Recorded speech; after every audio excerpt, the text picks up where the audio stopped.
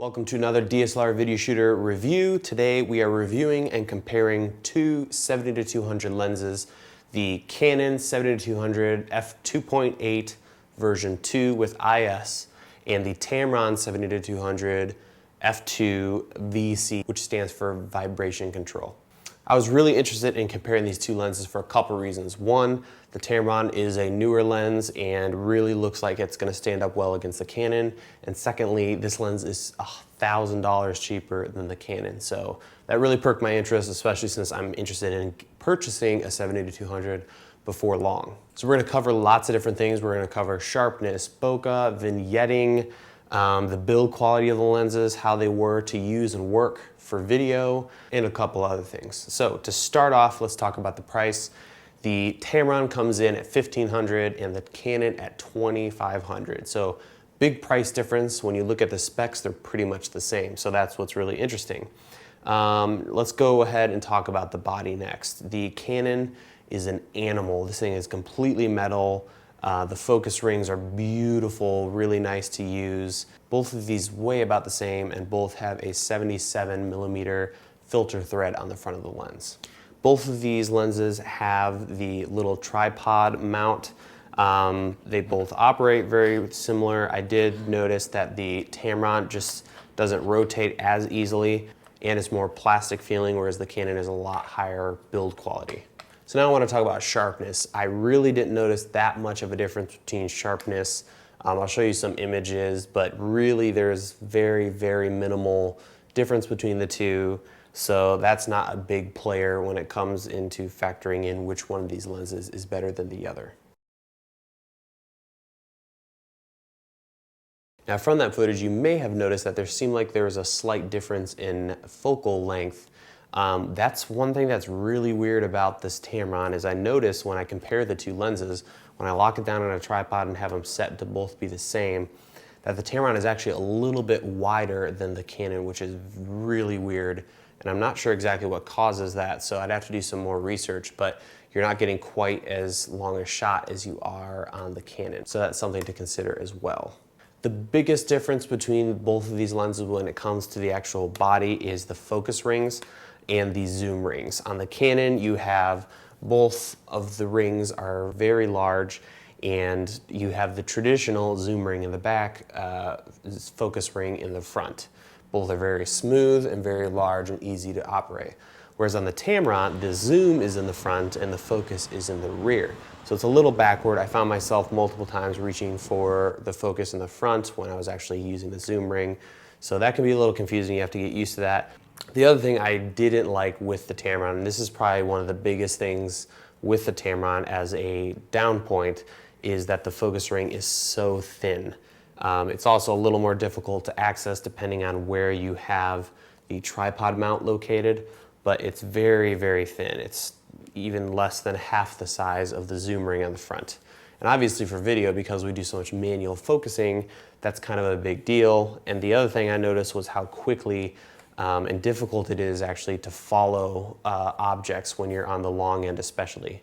Here's some footage. I had a bunch of runners running right on Lakeshore Drive and I was trying to focus and you'll notice that it was all over the place. It's very difficult to do, whereas on the Canon I found that I was getting consistent pulls and is a lot easier to use when it came to focus than the Tamron.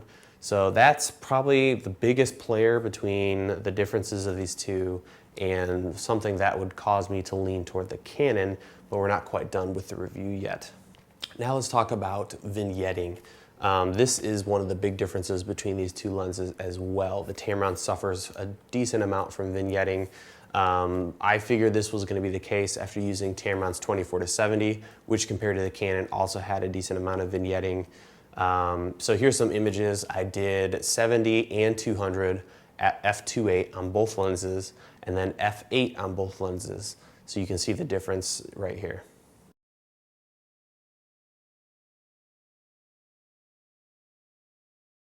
When it came to actually using both of these lenses, it was interesting because while I like the Canon's focus ring much more, and the zoom, both the rings on the Canon are really, really nice. I did notice it was a lot bulkier, and depending on the size of your bag, that can make a small difference. Even though there isn't a huge difference in the lens size, I found that I was more keen to taking the Tamron with me somewhere than the Canon because of its size.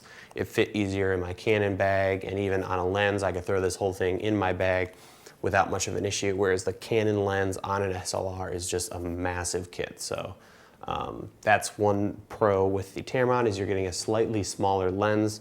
It's a little shorter, which can make a big difference depending on what bag you use. Now let's talk a little bit about bokeh. I'm gonna show you a couple images of some bokeh circles, and I'll have at the bottom of the screen which is which, so you can take a look at those and you can see if you can tell difference between the two lenses.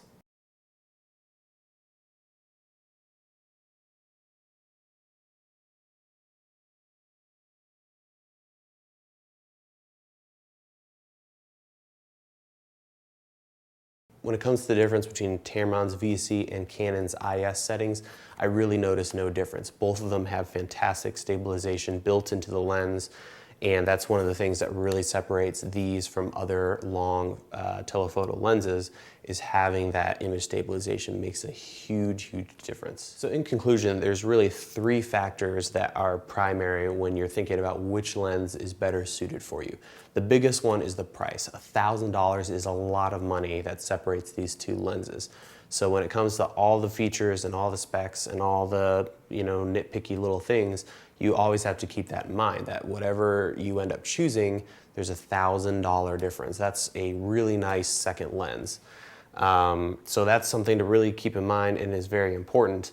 The second thing, I would say the biggest difference between these two is the actual quality of the focus rings.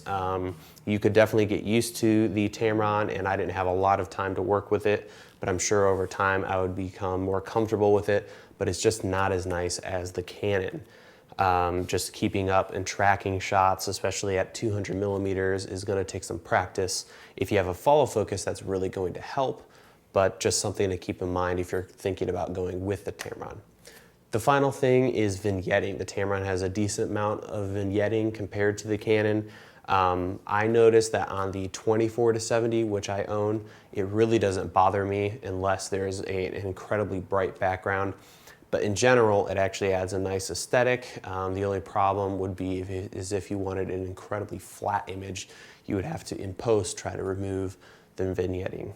So those are the three biggest factors, really: the price, the focus rings, and then finally vignetting. This makes choosing between these two lenses very, very difficult, and I'm still really torn. I really love the Canon and the focus rings on it, but at the same time, the price and appeal of the Tamron is really difficult to choose between. But I think at the end of the day, I would end up going with the Tamron, just because I know I wouldn't be using this lens 100% of the time.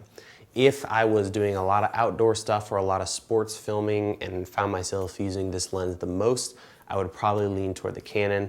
But because I know I'm going to be using primes as well as my 24-70, this isn't going to be used as much, so I'd probably get this one. So that's it for the comparison. I'm now going to leave you with some footage that I filmed on the lakefront with each of these lenses, and I'll put on the bottom of the screen which lens is being used for each shot. Enjoy, and visit DSLR Video Shooter for more tutorials and reviews, and I'll see you guys next time.